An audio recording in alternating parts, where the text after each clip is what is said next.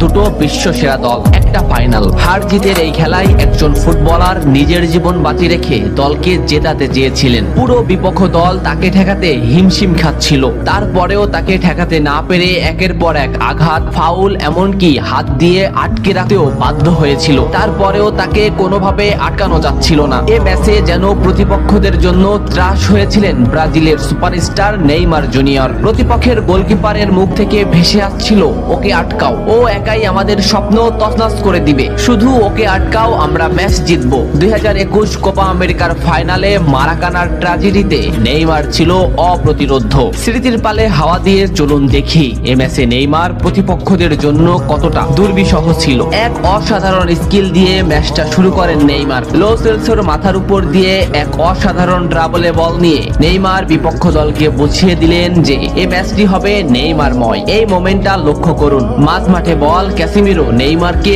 বল দিল। এই মোমেন্টে পিছন থেকে দি বল, সামনে থেকে আর্জেন্টিনার আরেকটি খেলোয়াড় সরাসরি নেইমারের পায়ে ট্যাকেল করলো। এভাবেই চলতে থাকে ম্যাচ। ম্যাচের 12 মিনিটে নেইমারের উপর যে আক্রমণ চলছে তার কিছুটা প্রমাণ মেলে। প্রতিপক্ষের খেলোয়াড়রা নেইমারের ব্যান্ডটি ছিঁড়ে ফেলে, নেইমার সেটা রেফারিকে দেখায়। ম্যাচের 15 মিনিটে আবারও নেইমার বল নিয়ে সামনে আগাচ্ছে, কিন্তু আর্জেন্টিনার একটি খেলোয়াড় তাকে সরাসরি পায়ে ট্যাকেল করে, মাটিতে গড়িয়ে পড়েন তিনি। এত কিছু করেও নেইমারকে তারা আটকাতে পারছিল না। ম্যাচের এই মোমেন্টটা লক্ষ্য করুন, লেফট সাইড থেকে বল টেনে নিচ্ছে নেইমার। এই মোমেন্টে নেইমারকে ঘিরে আসছে প্রতিপক্ষের 4টি খেলোয়াড়। দুটি খেলোয়াড় সরাসরি নেইমারকে পায়ে ট্যাকেল দিলেন, মাটিতে পড়ে গেল নেইমার, কিন্তু নেইমার ঠিকই পাকুয়ে তাকে বল দিয়ে দিলেন। ডি বক্সের সামনে নেইমারের পায়ে বল, বলে না হিট করে সরাসরি নেইমারের পায়ে হিট করে ডিপল নেইমারকে ফেলে দিল। ডিপলকে এক সাংবাদিক প্রশ্ন করেছিল, কোন ফুটবলারকে আটকাতে তোমার সব থেকে বেশি কষ্ট হয়েছে? ডিপল নিঃশ্বাস নেওয়ার আগেই বললেন নেইমার। কোপা আমেরিকার ফাইনালে নেইমার ছিল